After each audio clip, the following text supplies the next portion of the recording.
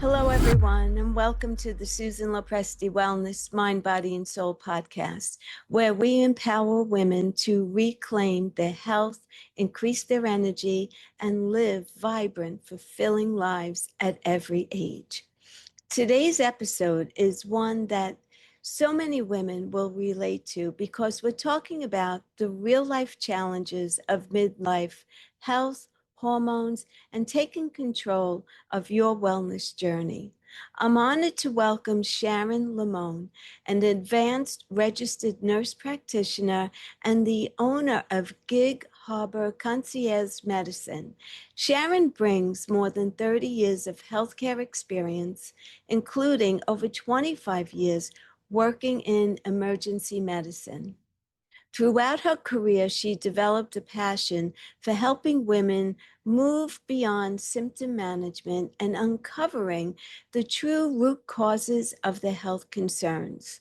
What makes Sharon's work especially meaningful is that she doesn't just teach this, she's lived it.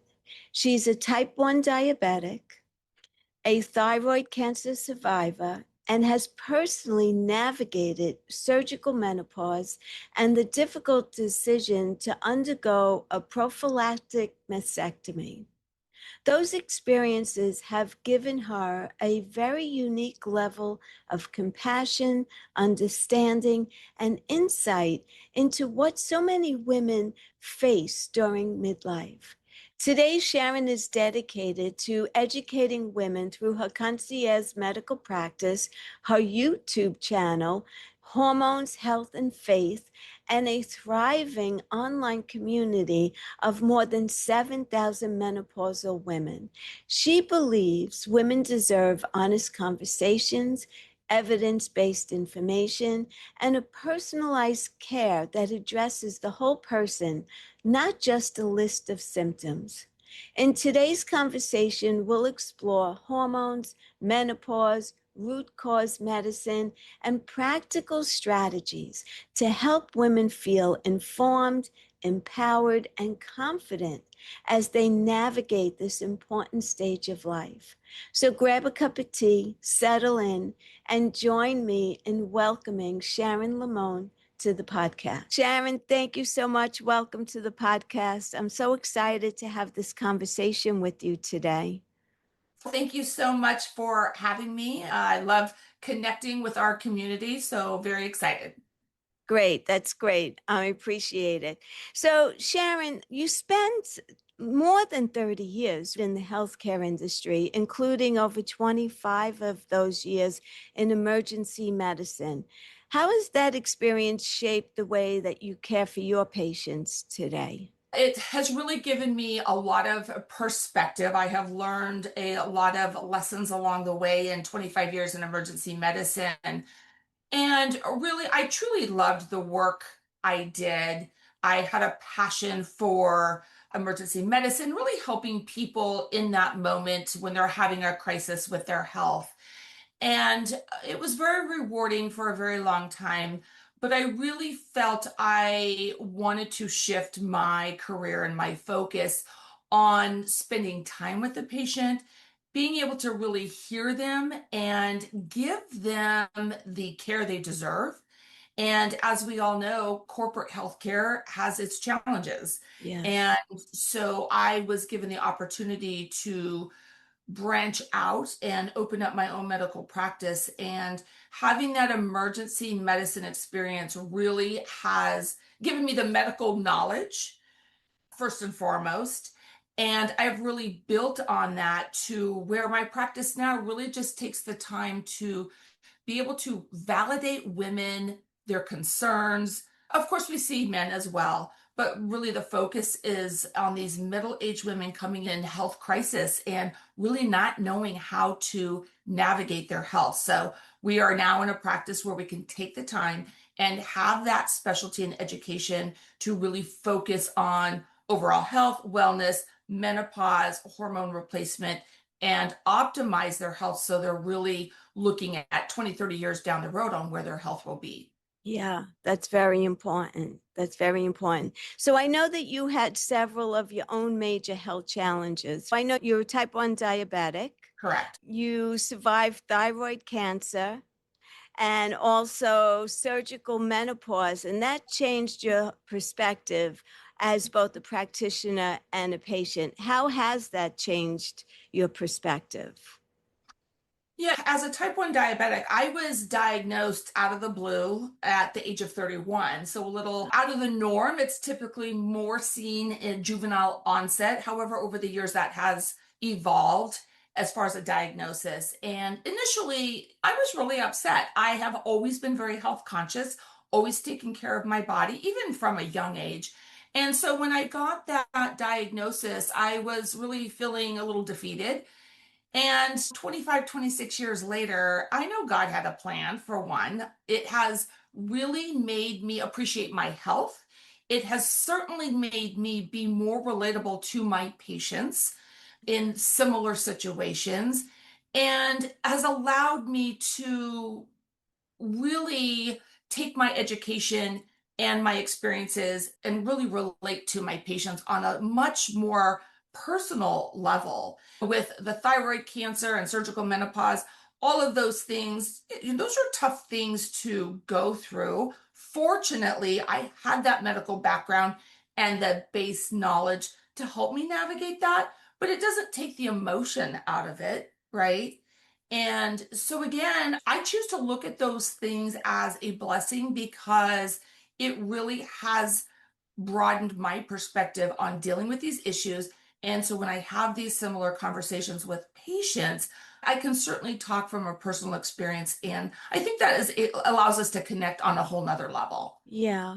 Now, do you think that your experience with type 1 diabetes and also your cancer, did those diagnoses have you move to thinking about what was the root cause of this? Yeah, of course. As we know in type 1 diabetes, that's what makes the diagnosis a little tough to rationalize because it is idiopathic. We don't know exactly what causes type 1 diabetes. So it's not like I could sit here and say, oh, I can correct one, two, or three of these particular things in my lifestyle and reverse it. This is something you can't reverse. The same thing with the thyroid cancer. I was diagnosed with the overactive or thyroid, which is known as Graves' disease. And with Yeah. the workup, they found a nodule, which was cancerous. And dealing with those, of course, I'm looking at root causes. And it's interesting because at the time of my diagnosis, I was thinking more corporate healthcare. I wasn't, of course, I was looking for the causes, but now in my practice, I am really focused on root cause. Let's get right to the issue. And I can understand it a little bit better. But these are autoimmune issues. As my education continues to grow and really seeing the ties to gut health and autoimmune disease, I've really gone down that path and continue to learn. That is a whole specialty in itself, Yeah. but can certainly appreciate looking at the root causes. Sometimes we find them, sometimes we don't have those answers, but that really has become the focus of our practice again, is to fix the root cause instead of just throwing medicine at everything. Yeah. Do you feel that, especially with the thyroid, because I know it's connected to your voice, and do you feel that there was some kind of emotional or energetic component to you developing that? Because I have a thyroid condition as well, Yeah. underactive, and there was a time in my life where I was going through a situation where I was holding back my feelings and I wasn't expressing myself. And I feel like it manifested into a physical disease because I wasn't addressing the issues emotionally. Do you see a connection between physical and emotional or energetically? I do. I think we all have that capability to make that connection. I think that as far as voice changes with my thyroid, I'm very energetic and very outspoken. And so my husband was even making a joke, maybe she'll be a little more quiet. And we laugh at that. But I didn't find too much emotional response in, I think, the physical expectation. It was more of feeling in control of my health. Yeah. And when you're working so hard to stay healthy, and then these diagnoses keep coming at you, you're like, what in the world is going on? It's easier if you can very easily pinpoint your lifestyle or your emotional approach to it, right? And say, Yes. okay, I could see where I could make some improvements. What's really frustrating is when you're already putting in the work and then these diagnoses keep coming at you. So that can Yes. certainly wear you down a little bit. Again, I use my faith as really rationalizing that I've got to put my head down. I've got to take care of the issue. I've got to work a little bit harder to stay healthy and realizing that there is a reason for this. Yes, for sure.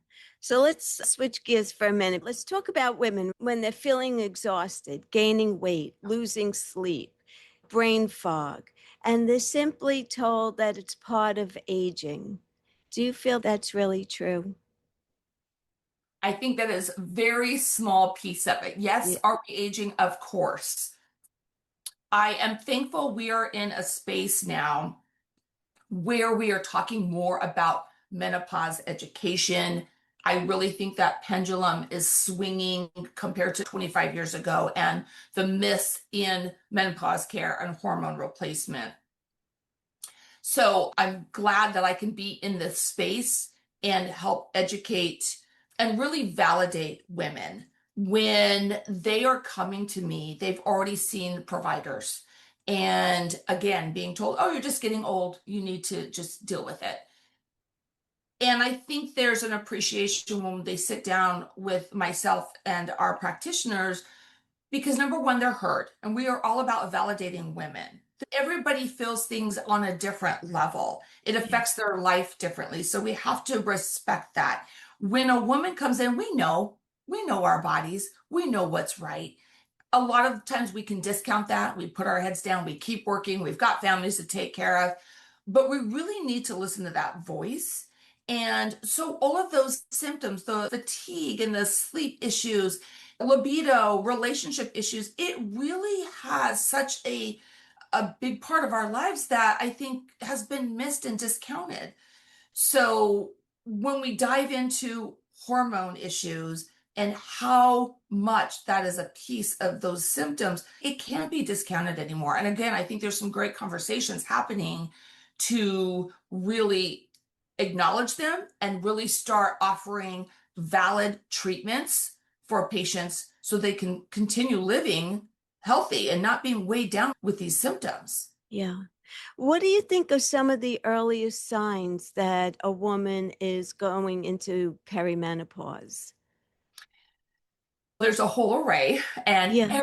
everybody is so different. But I can tell you, commonly, I am seeing patients in my office, even in late 20s, but mostly more commonly Wow. mid 30s to later 30s. Women are coming in where they can't explain their low energy. They're starting to have that sleep disturbance, a little bit of weight gain. Quite often, it's that zest for life that they come in anxious or think that they're depressed. And of course, we talk about that. And more times than not, it is a physical hormone disruption versus a true anxiety disorder or a mental health issue. And when we Mhm. make those ties and optimize their hormones and they realize they can come off those antidepressants. And this is early perimenopause. This is the first stage I'm seeing is they come in fatigued, anxiety, and their providers have put them on an antidepressant. And when we really dive into more comprehensive blood work, I can see testosterone levels are low, thyroid function is not optimized, vitamin D and other vitamin deficiencies. Just by optimizing those, their energy is better, their motivation, their overall zest for life, and they're coming off these antidepressants. And that's early perimenopause. And as we know, perimenopause, those symptoms can start setting on mid 30s and last well into our late 40s, early 50s before we actually get to menopause. So, this is a critical time for women to pay attention to their symptoms and seek help from somebody that really knows how to navigate that for them. Yeah, that's key. That's key. Which hormone imbalances do you often see most in a woman over 45? Usually, number one, right out the gate, it's testosterone. And a lot Okay. of women don't realize they make testosterone and they need replacement. I have, Yes. and quite honestly, even as a medical provider in emergency medicine, this was not my specialty. So, as I've learned over the years, that was quite surprising to me as well. So the first one we talk about is testosterone. We know at 30, right around the age 30, we start to decline about 1 to 4% each year. And there are a set of symptoms just for testosterone deficiency. Like Even if what? those, so uh, mental health, huge correlation. So the irritability, anxiety, depression. Interestingly, there was a recent study by Cambridge University, and they looked at over 950 women in menopause. So this is a little bit further down the road. They scored their irritability, anxiety, depression, as well as suicidal ideation. Then these were women that had not been optimized with hormones. They then looked at their hormone levels and gave them different combinations of estrogen, progesterone, and testosterone. Then came back and rescored their mental health. Shockingly, their anxiety, irritability, depression scores improved by 46%, and that suicidal ideation improved by 92%. And what I have seen, and I love that study because it's been what I've been saying and what I've noticed in my practice is the correlation with mental health and low testosterone levels.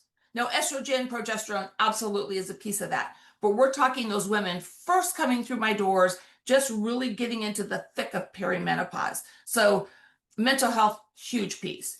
With low testosterone, we also see sleep disturbance, that weight gain because we're losing muscle mass. Over the years, that's a slow progression of loss. And so, with less muscle, lower metabolism, more insulin resistance. So that is a common symptom of low testosterone is that weight gain. So, and then of course the low libido, and then our sexual health and our relationships are suffering.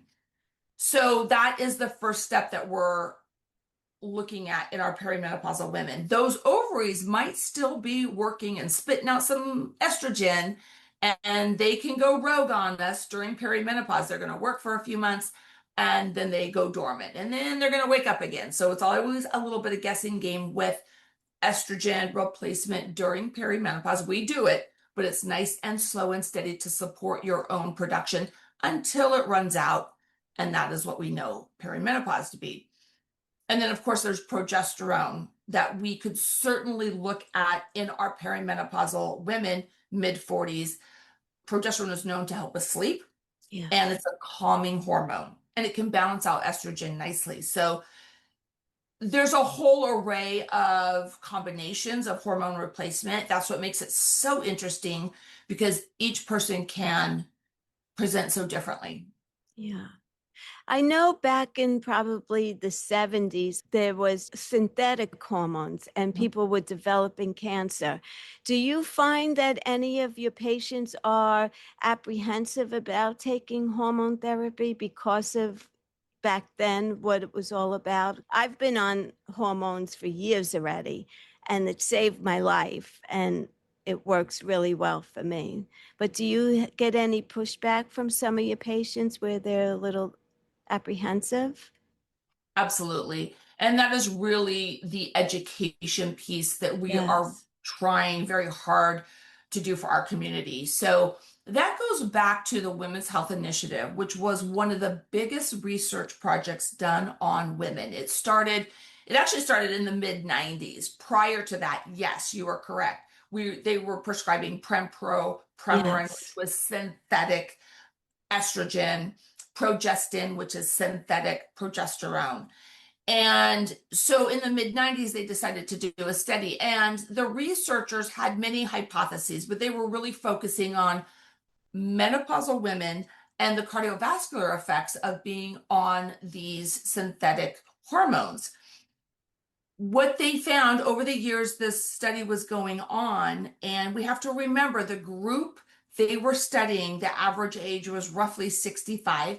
These women had various health histories already, and then they were put on synthetic estrogen and progesterone. And so what they thought they saw, and this was, I believe, in 2002, what they thought they were seeing in the research was a small uptick or small occurrence or increased occurrence of breast cancer and strokes. So they called a press conference and they said, this is what's happening. We're going to stop the study.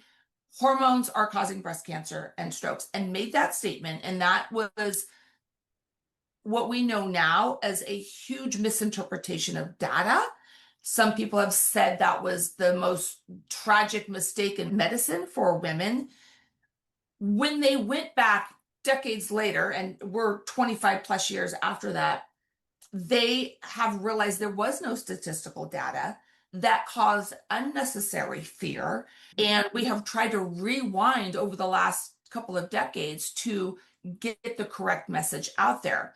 What's interesting is, if you go back and look at that study, there were arms of the study that were looking at women on bioidentical estrogen, meaning bioidentical matches the same chemical structure in your body, and found that it was actually protective, less incidence of breast cancer. So unfortunately, that study alone gave the misconception that estrogen causes breast cancer. Yeah. And if we rationally think about this, when do we have the most amount of estrogen in our body? When we're young, 20s and 30s. So why is the incidence of breast cancer not skyrocketing in that age group? What they have found now over the last few decades, as research has continued, is there is evidence that estrogen, testosterone, progesterone optimization is actually protective. Now, we don't want to mistake the fact that there is breast cancer that is receptive to estrogen, right? So we have to decipher. It's not the estrogen causing the cancer. However, if you get breast cancer and you have estrogen floating around, it certainly can feed those cancer cells, but it's not the cause. Right. And it's the same conversation I have with my male patients. Testosterone doesn't cause prostate cancer. Can it feed the prostate cancer? Absolutely. But again, research is showing by giving testosterone to men a little bit earlier in life, we're protecting and lessening their chances of prostate cancer down the road. So huge piece of education we are doing for our patients. And again, there's some great practitioners out there speaking, educating, and I think that correct message is getting out there. Yeah. Is there anyone who should avoid hormone therapy? Great question.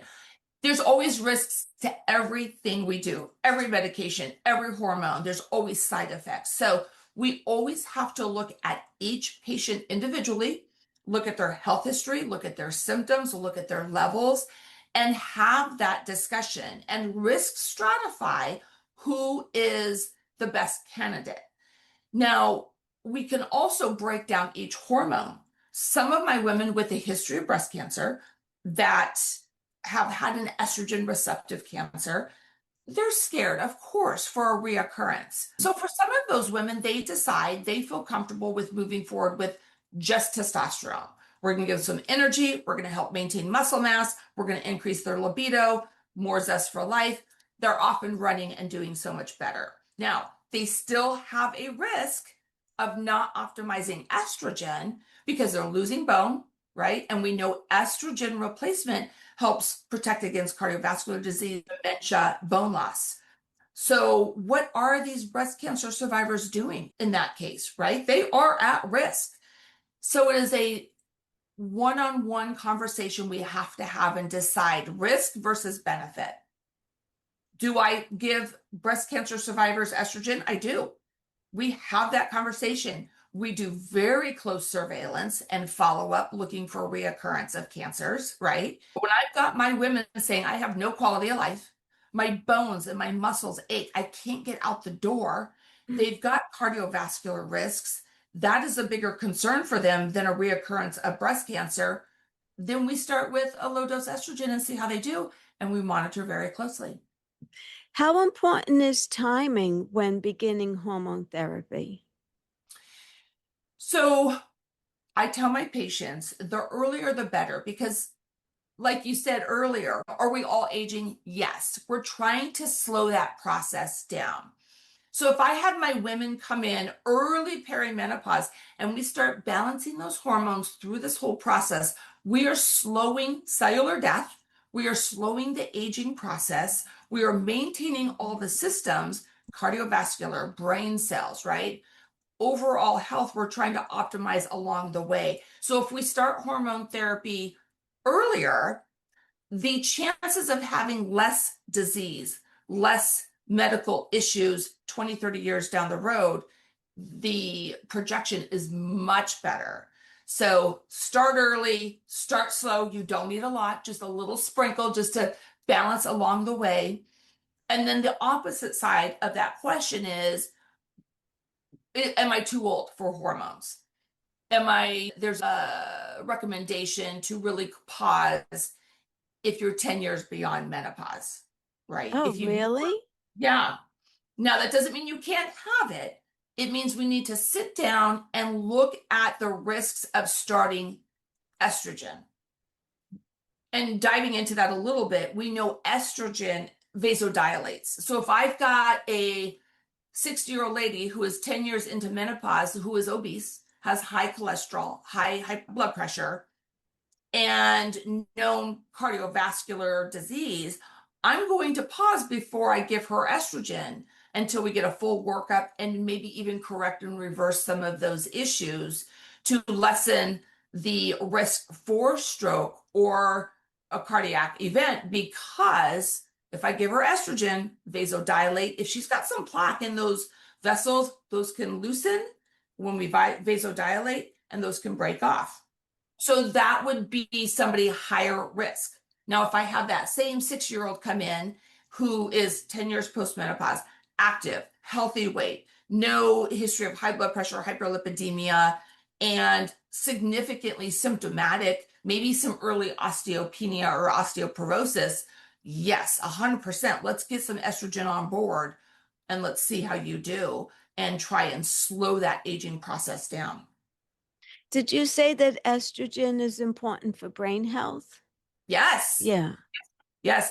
So what's interesting, not only in women, we know by getting estrogen on board, 50% reduction in cardiovascular disease and dementia if you start early, right? The earlier you start, the better the percentages of avoiding these diagnoses. Also interesting, in men have estrogen, they convert some of their testosterone to estrogen. So they are also, by optimizing their testosterone, they are also decreasing the risk of dementia by 50%. And again, Wow. the earlier you start, the more benefits you're going to see later in life. Interesting. Yeah. Wow.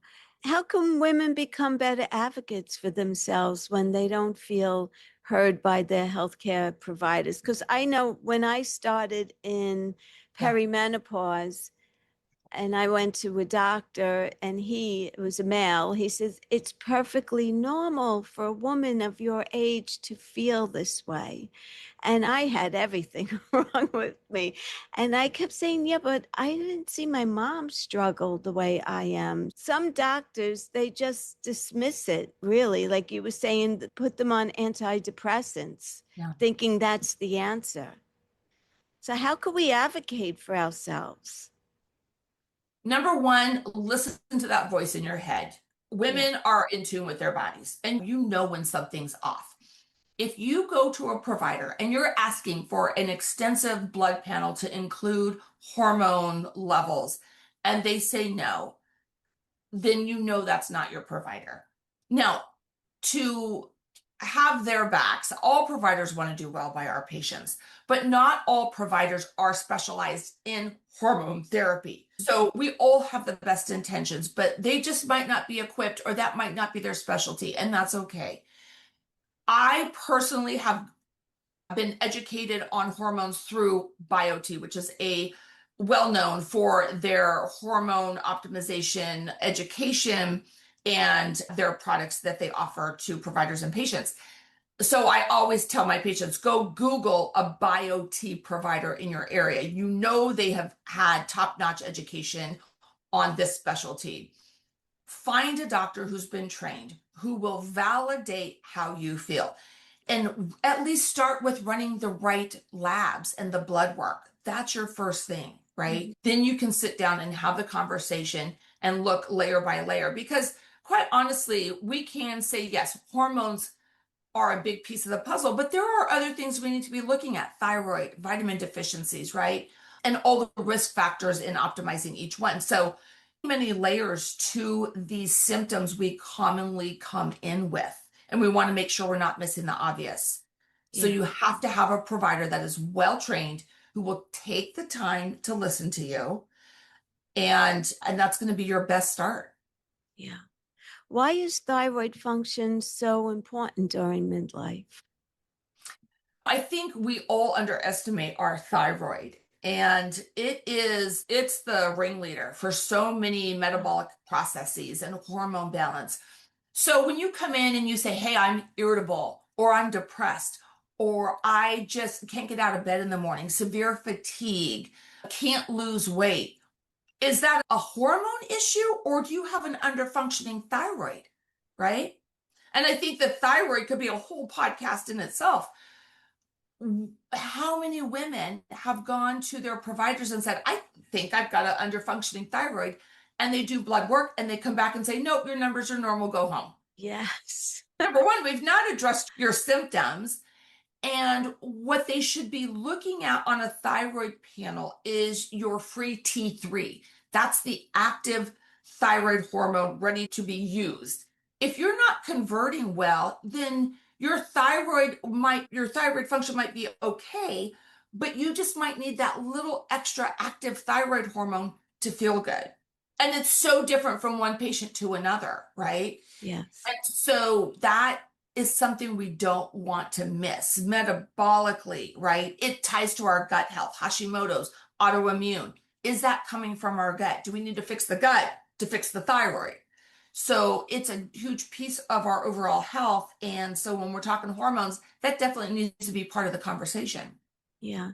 Now, do you think if you do fix your gut, that it would improve your thyroid?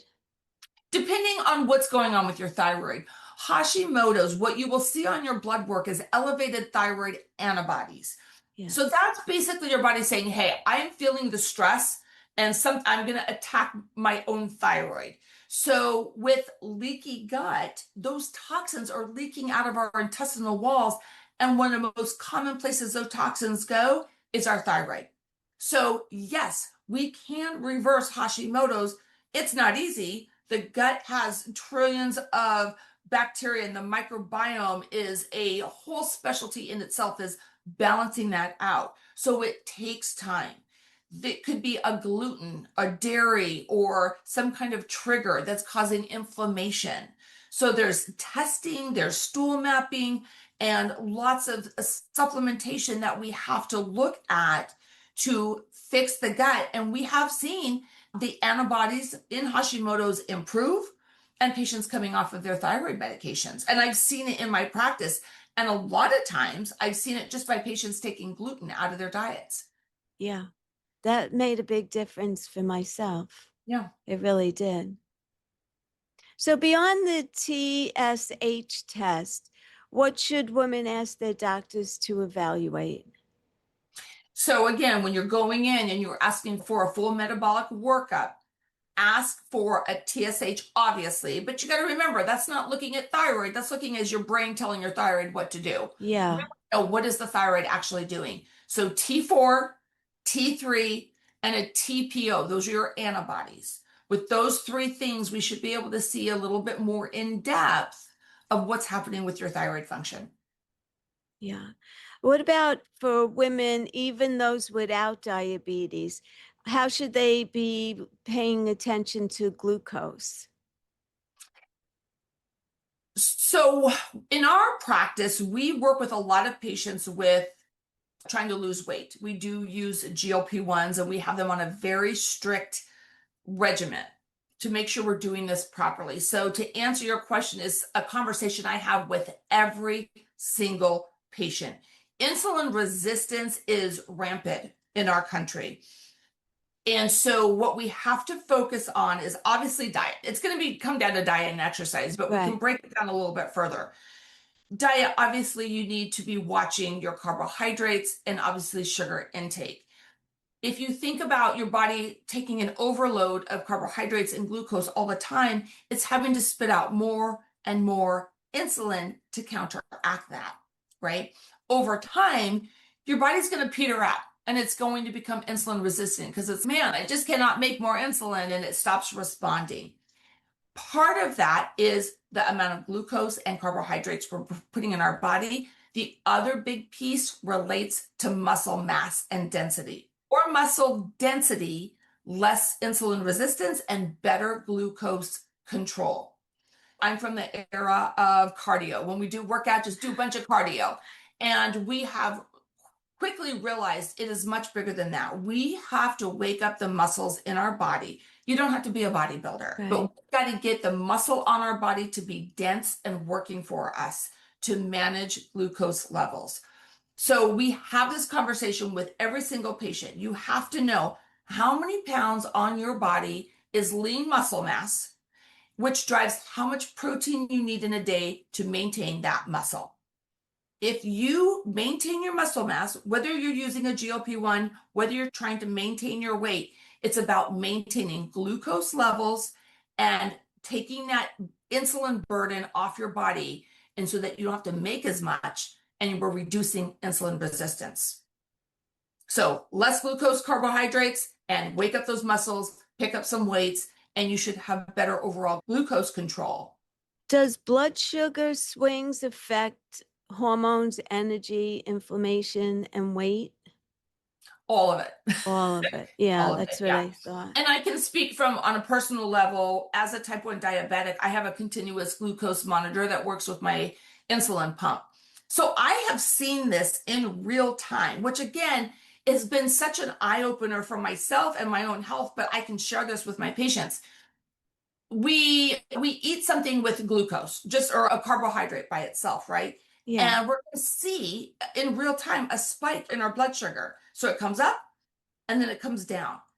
And when that's happening, you feel that quick little spurt of energy and then you crash.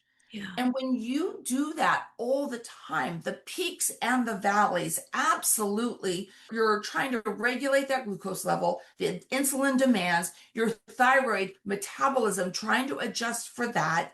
It can certainly wear out the systems.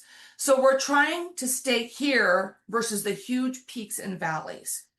And there's a lot of education that needs to go behind that as far as what we're putting in our bodies, what's keeping those fluctuations from being so drastic, and staying closer to that homeostasis to not have the big hormone fluctuations over time.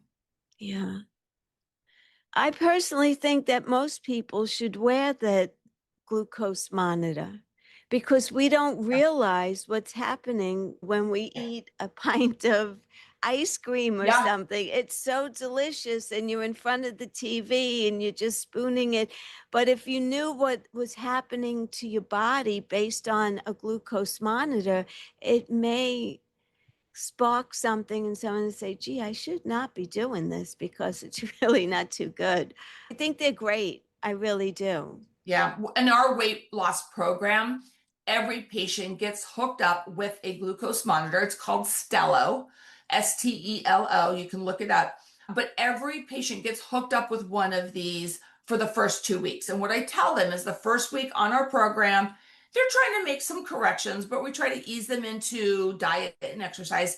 So I tell them the first week, just cruise like you normally would be eating or what you think is healthy, and they will see the spikes in their blood sugar.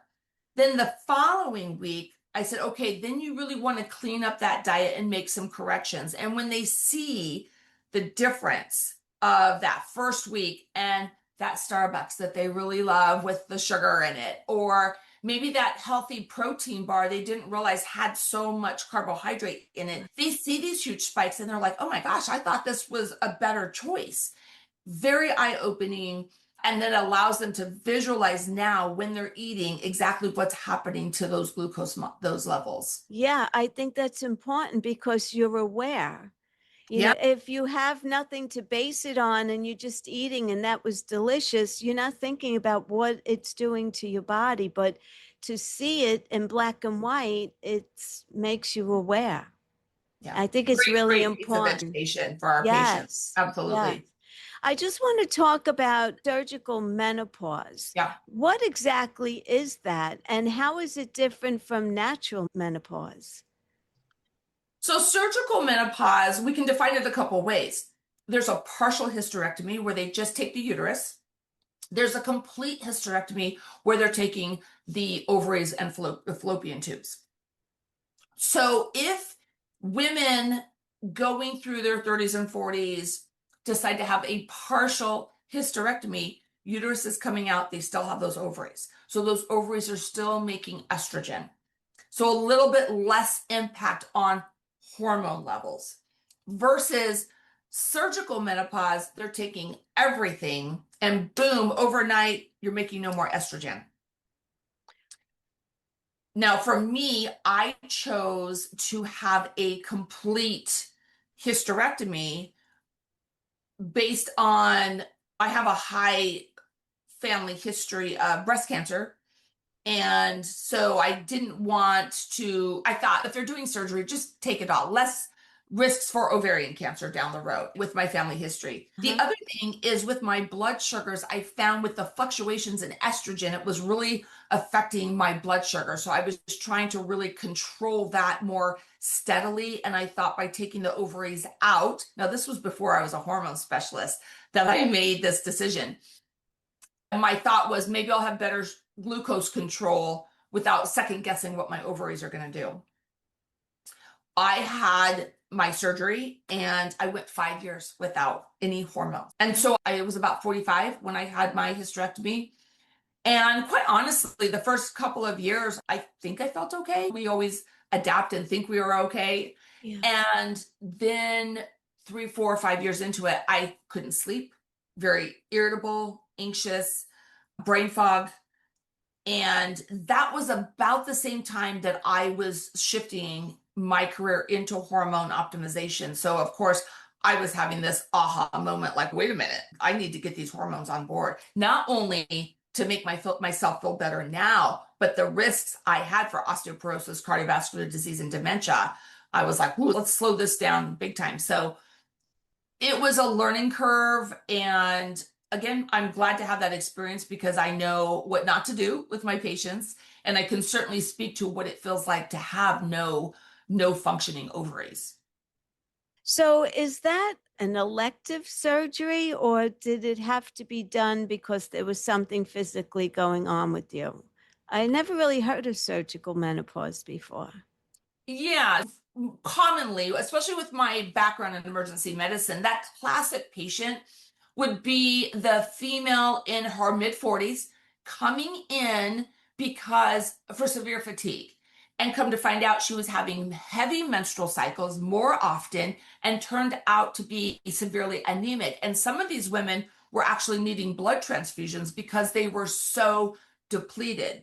So, looking at the root cause, they needed a hysterectomy because they just couldn't live needing blood transfusions every Yeah, other. gotcha. So often women, either they have uterine fibroids, sometimes it's endometriosis, but more times than not, it's the anemia that is one more commonly a reason to discuss having a partial hysterectomy.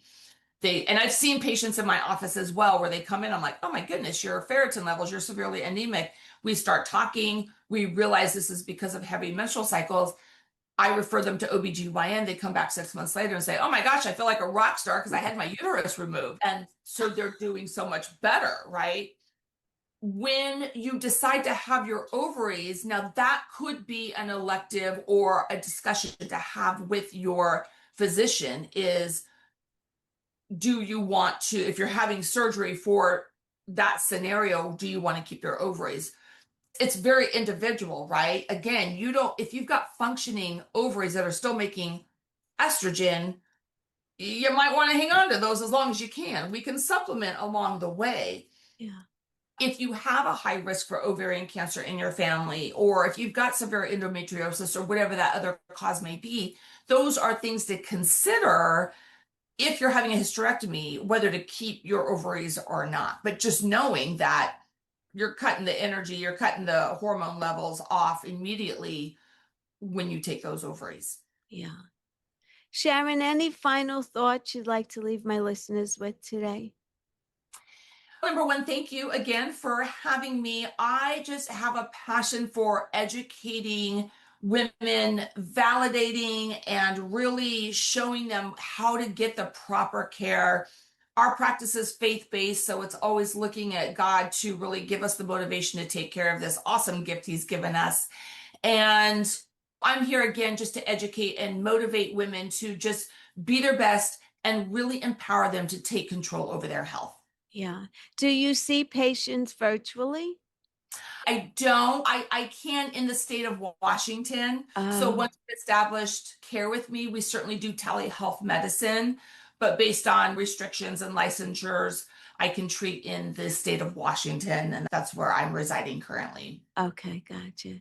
Sharon, thank you so much for being here today. This was such an important conversation for my audience to hear. And I love the work that you're doing, and I see you're very passionate about it. And I wish you the best of luck. Thank you so much. It was my pleasure. As we wrap up today's conversation, I hope that you're walking away feeling informed, encouraged, and empowered. Sharon reminded us that many of the symptoms women experience during midlife aren't simply something that we have to accept as part of aging. By understanding our hormones, asking the right questions, and getting to the root cause of our health concerns, we can take meaningful steps towards feeling our best. Sharon, thank you so much for sharing your expertise, your personal journey, and your heart with us today. Your passion for educating and empowering women is truly inspiring. And I know our listeners have learned so much from this conversation. And to all of you listening, thank you for spending part of your day with us. If you enjoyed this episode, please take a moment to subscribe, leave a review, and share it with a friend, a sister, or someone who could benefit from this information.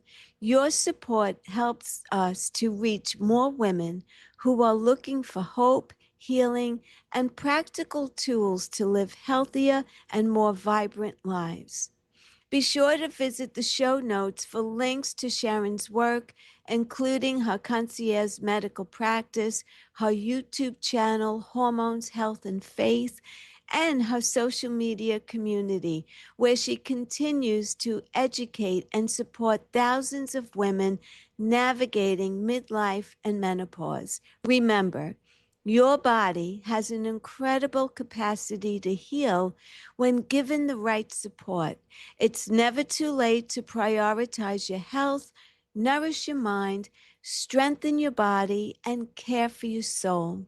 Until the next time, this is Susan LoPresti wishing you abundant health, lasting vitality, and a life that's filled with peace, purpose, and joy. Take care. I'll see you in the next episode of Susan LoPresti Wellness, Mind, Body, and Soul.